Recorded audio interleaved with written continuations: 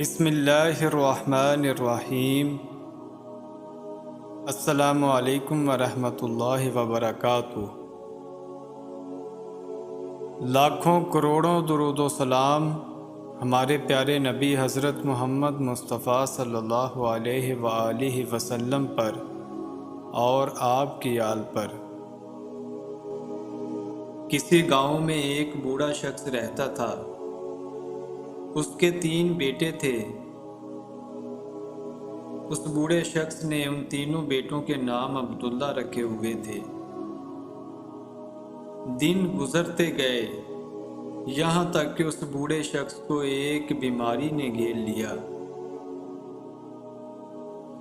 اور وہ اپنی آخری سانسیں گن رہا تھا کہ اس نے اپنے تینوں بیٹوں کو بلا کر وصیت کی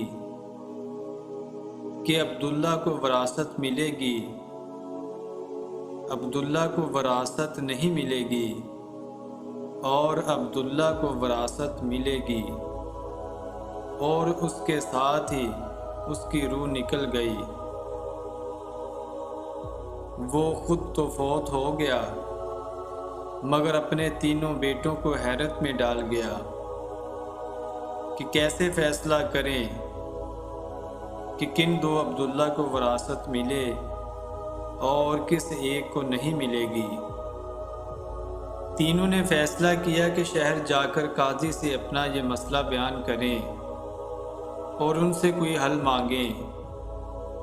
تینوں ایک ساتھ سفر پر روانہ ہو گئے۔ راستے میں انہوں نے ایک ایسے شخص کو دیکھا جو اپنی کسی گمشدہ چیز کو تلاش کر رہا تھا۔ ان تینوں بھائیوں کے پوچھنے پر اس نے بتایا کہ اس کی اونٹنی گم ہو گئی ہے جسے وہ تلاش کرتا پھر رہا ہے۔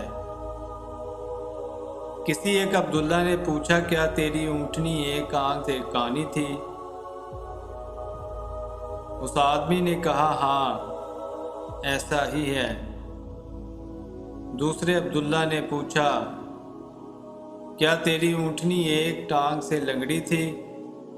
اس آدمی نے جلدی سے کہا، بالکل صحیح، میری اونٹنی واقعی ایک ٹانگ سے لنگڑی تھی۔ تیسرے عبداللہ نے اونٹنی کے مالک سے پوچھا، کیا تیری اونٹنی کی دم کٹی ہوئی تھی؟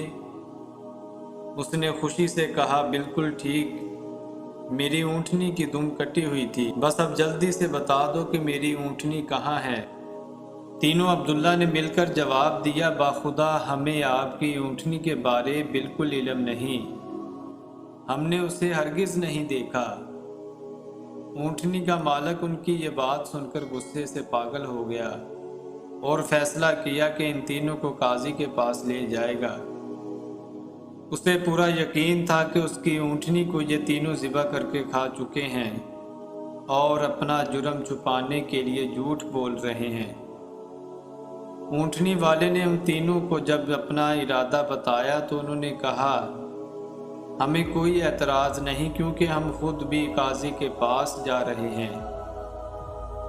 جب یہ چاروں قاضی کے پاس پہنچے تو اونٹنی والے نے جب قاضی سے اپنا قصہ بیان کیا، قاضی نے ان تینوں سے کہا، جس طرح تم لوگوں نے اونٹنی کی نشانیاں بتائی ہیں، اس کا ایک ہی نتیجہ نکلتا ہے کہ اونٹنی تم تینوں کے پاس ہے۔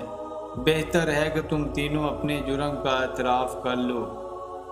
پہلے نے کہا، جناب عالی، ہم نے اونٹنی تو نہیں دیکھی تھی، ہاں البتہ اونٹنی کے آثار ضرور دیکھے تھے۔ جب میں نے اسے کہا تھا کہ تیری اونٹنی ایک آنکھ سے کانی ہے تو میں نے دیکھا تھا کہ راستے کے ایک طرف کا گھاس تو خوب چرا ہوا تھا مگر دوسری طرف کا ویسے ہی پڑا تھا۔ اس کا مطلب یہ تھا کہ اونٹنی ایک آنکھ سے کانی رہی ہوگی۔ دوسرے عبداللہ نے کہا کہ میں نے تو دیکھا تھا کہ راستے میں 3 قدم گہرے لگے ہوئے ہیں جبکہ چوتھا قدم زمین پر معمولی پڑا ہوا تھا، جس کا مطلب تو بس اتنا ہی بنتا تھا کہ یہ جانور لنگڑا بھی تھا۔ تیسرے عبداللہ نے کہا کہ اونٹ جب راہ چلتے ہوئے اپنا گوبر گراتے ہیں تو دم سے ادھر ادھر کھیرتے ہیں، جبکہ ہم جس راہ سے آئے تھے वहां पर गोबर एक ही लाइन में सीधा गिरा हुआ था, जिसका एक ही मतलब हो सकता था कि ऊँटनी की दुम कटी हुई थी, जो अपना गोबर दाएं बाएं नहीं फैला पाई। काजी ने बगैर किसी देर के उस आदमी की तरफ देखा और कहा, तुम जा सकते हो। तुम्हारी ऊँटनी इन लोगों के पास नहीं है और ना ही इन्होंने उसे देखा है। ऊँटनी वाले शख्स के जाने के बाद इन तीनों भाइयों ने काजी से अपना किस्सा बयान किया, जिसे सुनकर काजी बड़ा हैरान हुआ। उन तीनों से कहा कि आज की रात मेहमान खाने में ठहरो, मैं तुम्हें कल सोचकर कोई हल बताऊंगा। तीनों मेहमान खाने में जाकर ठहरे तो उन्होंने महसूस किया कि उनकी निगरानी की जा रही है। कुछ देर के बाद उन तीनों के लिए खाना लाया गया, जो गोश्त के पके हुए सालन और रोटियों पर मुश्तमिल था। पहले ने खाने को देखते ही कहा, यह सालन कुत्ते के गोश्त का है। दूसरे ने कहा, रोटियां जिस औरत ने पकाई हैं वो अमल के साथ पूरे दिनों से है। तीसरे ने कहा, यह काजी हराम की औलाद है। जब बात काजी तक पहुंची तो उसने दूसरे दिन उन तीनों को अपनी अदालत में तलब कर लिया। उन तीनों से मुखातिब होकर कहा कि तुम में से किसने कहा था कि यह कुत्ते का गोश्त पका हुआ है? पहला बोला, मैंने कहा था। काजी ने बावर्ची को बुलाकर पूछा तो उसने एतराफ़ किया कि पकाने के लिए कुछ न था, तो मुझे शरारत सूझी और मैंने कुत्ता मारकर उसका गोश्त पकाया और इनको खाने के लिए भेज दिया। काजी ने पहले से पूछा कि तुम्हें किस तरह पता चला कि ये गोश्त कुत्ते का है? तो उसने बताया, गाय, बकरी या ऊंट के गोश्त के नीचे चर्बी लगी होती है, जबकि यह सारा चर्बी नुमा था, जिसके नीचे कहीं कहीं गोश्त लगा हुआ था। तो काजी ने कहा कि तुम वो अब्दुल्ला हो जिसको अपने बाप की विरासत से हिस्सा मिलेगा। काजी ने दोबारा उनसे मुखातिब होकर पूछा कि किसने कहा था कि रोटियां ऐसी औरत ने पकाई हैं जो 9 माह के हमल के साथ अपने पूरे दिनों से है। दूसरे ने कहा, मैं हूं जिसने ये कहा था। तो काजी ने पूछा कि तुम्हें ये क्यों कर लगा?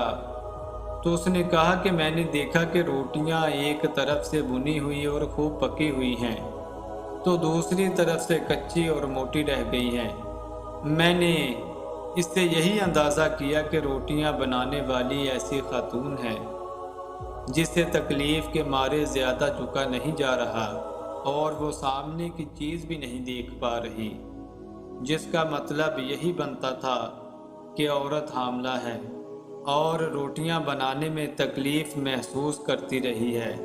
काजी ने दूसरे से कहा कि तुम भी वो अब्दुल्ला हो जिसे अपने बाप की विरासत से हिस्सा मिलेगा। फिर काजी ने उन तीनों से मुखातिब होकर कहा कि ये किसने कहा था कि मैं हराम की औलाद हूँ? तीसरे ने जवाब दिया कि ये मैंने कहा था।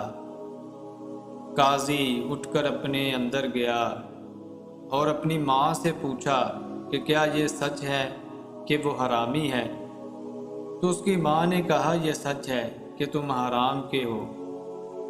काजी वापस आकर तीसरे अब्दुल्ला से पूछने लगा कि तुम्हें क्यों कर मालूम हुआ कि मैं हरामी हूँ? तो उसने जवाब दिया कि अगर तुम हलाली होते तो मेहमान खाने में हम पर निगरान मुकर्रर ना करते, ना ही कुत्ते का गोश्त पकवा कर खाने के लिए भिजवाते और ना ही कच्ची रोटियां किसी मजलूम औरत से बनवा कर हमें खिलाते। काजी ने उसे मुखातिब होकर कहा कि तुम वो अब्दुल्ला हो जिसको उसके बाप की विरासत से हिस्सा नहीं मिलेगा। तीसरे अब्दुल्ला ने काजी को हैरत से देखा और कहा कि ऐसा क्यों है? काजी ने कहा कि एक हरामी ही दूसरे हरामी को ठीक ठीक पहचान सकता है और तुम भी मेरी तरह हराम की औलाद हो। विरासत पाने वाले दोनों अब्दुल्ला अपनी माँ की तरफ वापस आए और अपनी माँ से तीसरे भाई के बारे पूछा تو ماں نے بتایا کہ تمہارا باپ ایک دن صبح کی نماز پڑھنے مسجد گیا تو اسے دروازے پر رکھا ہوا پایا اور تمہارا باپ اسے گھر لے کر آ گیا۔ اس کا نام بھی تم جیسا عبداللہ رکھا اور اس کی پرورش کی۔